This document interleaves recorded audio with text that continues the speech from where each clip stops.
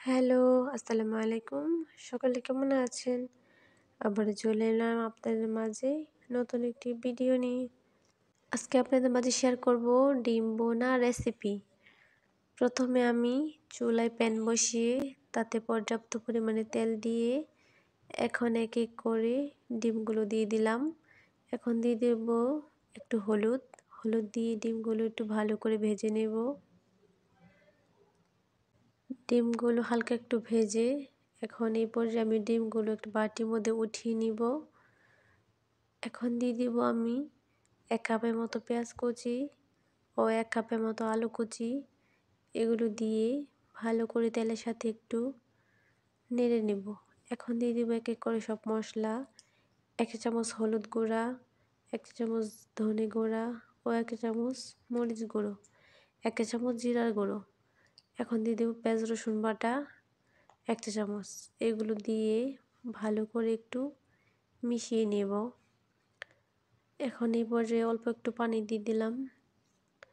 মশলার সাথে আলু পেঁয়াজগুলো ভালো করে একটু মিশিয়ে নিব। এই তো মিশানো শেষ আমার।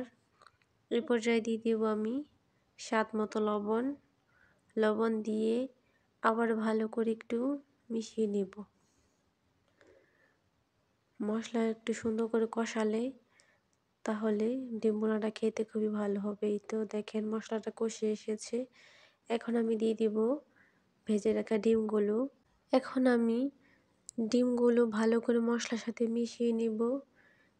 ডিম ভাজার সময় কিন্তু অল্প করে ভাজবেন, বেশি ভাজলে কিন্তু ডিম শক্ত হয়ে যাবে, খেতে ভালো লাগবে না।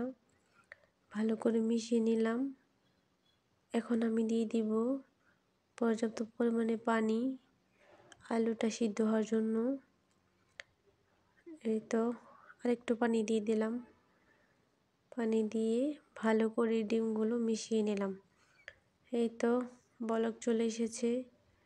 আবার একটু উল্টিয়ে পাল্টিয়ে নেড়ে দিলাম। এই পর্যায়ে চুলার আঁচটা একদম লো হিটে রাখতে হবে, তা না হলে আলুগুলা ভালো করে সিদ্ধ হবে না এবং কি পানি শুকিয়ে যাবে। ভালো করে নেড়ে দিলাম। এই তো দেখেন পানি শুকিয়ে এসেছে এবং উপর থেকে তেল ভেসে এসেছে। এই পর্যায়ে আমার রান্না শেষ। এখন আমি ডিমগুলো একটা বাটির মধ্যে উঠিয়ে নিব। এই পর্যায়ে আমার ডিমগুলো ওঠানো শেষ।